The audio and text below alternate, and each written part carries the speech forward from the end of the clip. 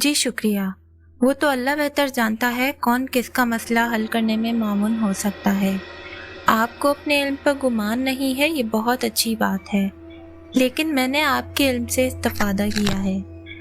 आपने जिन्नात के गुलाम में जो वजीफ़ा बताया था,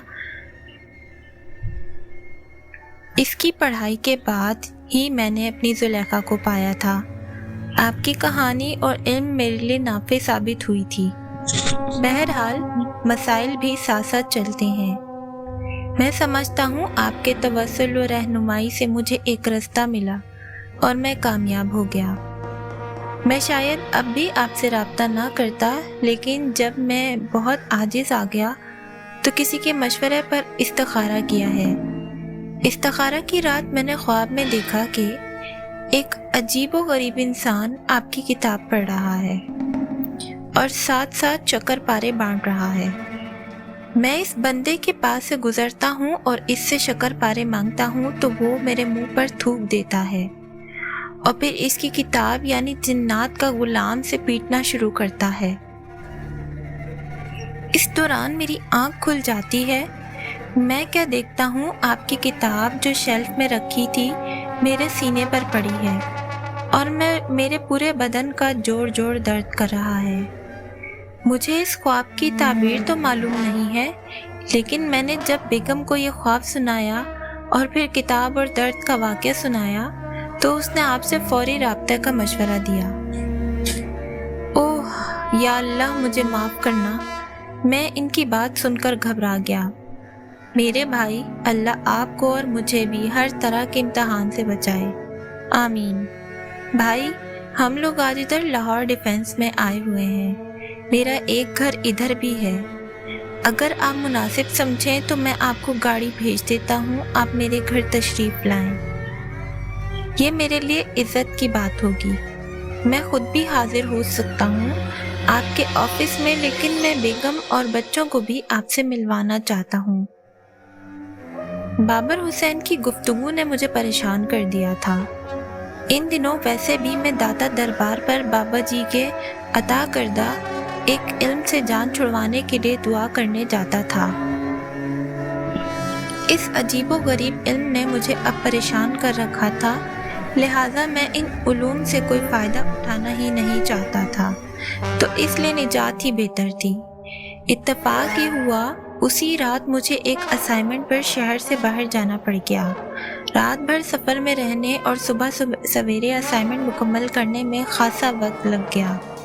इस दौरान बाबर हुसैन का फ़ोन आता रहा, लेकिन कमज़ोर सिग्नल की वजह से मैं उससे बात न कर सका और उसे मैसेज के ज़रिए मुत्तला करके मुतमईन हो गया कि आज रात लाहौर वापस आ गया तो अगले रोज़ इंशाअल्लाह मुलाकात करूँगा। बाज़ औक़ात इंसान अपने तईं अपने हर काम को तरतीब से करना चाहता है और उसे यकीन हो जाता है कि वो वक्त को अपने हाथ में लेकर अपने सारे काम बखूबी अंजाम दे लेगा, लेकिन ऐसा हर बार नहीं होता। वक्त चकमा देता रहता है और इंसान को नचवाता है। मैं उस रोज़ इशा के वक्त लाहौर वापस पहुंचा तो एक नई मुसीबत मेरा इंतज़ार कर रही थी। खैर, इसका जिक्र किए बगैर मैं ये अर्ज़ कर दूं कि मैं अगले रोज़ ही क्या एक हफ्ता तक बाबर हुसैन से न मिल सका। मैं बार बार माजरत करता रहा। इस दौरान कई और मुसीबत ज़दा लोगों ने भी बाबा जी से मिलने की दरख्वास्तें की थीं, लेकिन मैं किसी को भी मुनासिब जवाब नहीं दे सका। जवाब देता भी तो क्या, किसके भरोसे पर उन्हें बाबा जी से मिलवाने ले जाता। मैं खुद भी हैरान था कि यकायक इतनी गहमा गहमी और मसरूफियत का सबब क्या पैदा हो गया है। जुमे रात को मैं हस्बे मामूल दाता हजवेरी के हुजूर रात के हाज़री देने पहुंचा तो इस बात का इशारा मिल गया कि इसमें मशियत इलाही थी। बाबर हुसैन से फिलफौर मुलाकात कुदरत को मंजूर नहीं थी। मैं दाता हजवेरी की मस्जिद में नमाज तहज्जुद पढ़ने के बाद दुआ के लिए मिज़ारपुर नूर के पास पहुंचा और आपकी तुरबत के सहारे सरहाने की जानिब बाहर एक सतून से टेक लगाकर बैठ गया। ज़ायरीन मामूल के मुताबिक आ जा रहे थे, लिहाजा उस वक्त कोई ऐसी गैर मामूली बात नहीं लग रही थी, लेकिन मैंने महसूस किया कि जिस सतून के साथ मैंने टेक लगा रखी थी उसके दूसरे पहलू पर कोई और भी बैठा था और धीरे धीरे खिसकता हुआ मेरी जानिब आ रहा है। उस वक्त मैं इर्तिकाज़ की हालत में था और लज़्ज़त इन्हमाक से बातनी वुसअतों में खुद को तैरता हुआ महसूस कर रहा था। मान मेरे शऊर की दहलीज पर दस्तक हुई। एहसास ने मुझे चौकन्ना किया और गुमान पैदा किया कि कोई शय सरसराती हुई मेरा दामन खींच रही है। ज़हन चौकस हो गया। मेरी हसियात बेदार हुई तो मैंने झट से उसकी जानिब देखा। वो एक मजहूल आम से चेहरे वाला शख्स था। उसने मेरी कमीज का दामन खींचा और बोला, उठो, उसकी बात सुनो। उसने सर से एक तरफ इशारा किया। किसकी बात सुनूं? मैंने पूछा।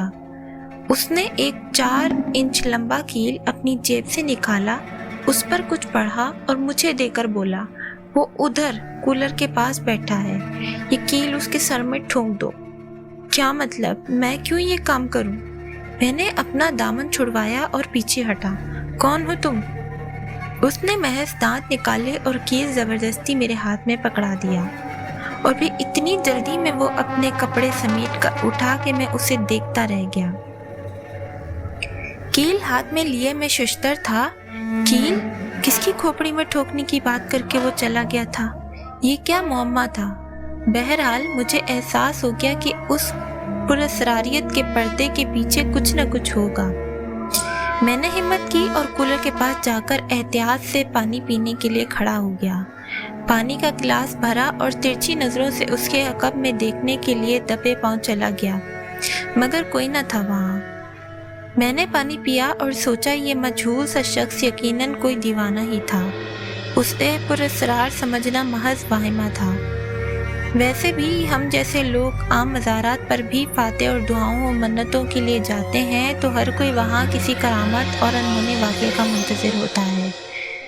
मज़ारात पर ऐसे किरदार भी आम होते हैं जिनमें से अक्सर नेकी की आड़ में अपना कारोबार चला रहे होते हैं। उनके चेहरे गैर मामूली तौर पर भले से नूरानी और पुरअसरार ही क्यों न दिखाई दे रहे हों, मगर उनका बातन बहुत कमज़ोर और नफ्स ज़दा होता है।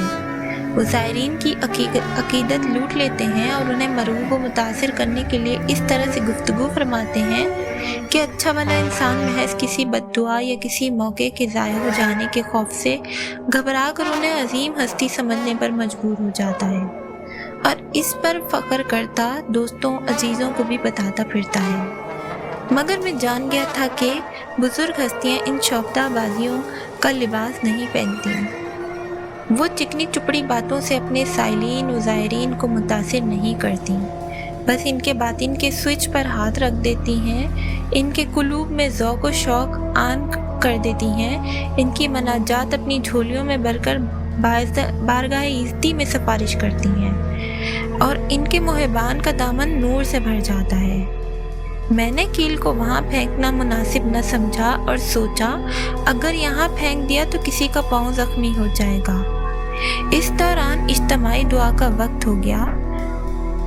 दाता दरबार पर बरसों से ज़ायरीन बड़ी अकीदत और ज़ौक़ से ज़िक्र दुआ में शामिल होते हैं। उस वक्त लाहौर के बड़े बड़े नामी ग्रामी सरमायादार सियासतदान गोया हर शोबे का बंदा आम से लिबास में वहाँ पहुँचता है, दुआ की नूरानियत से फैज़ हासिल करता है। कहानी पसंद आने पर लाइक करना मत भूलें, चैनल को सब्सक्राइब कीजिए। अगली किस्त जल्द ही इंशाअल्लाह आपकी गोश गुजार की जाएगी। शुक्रिया।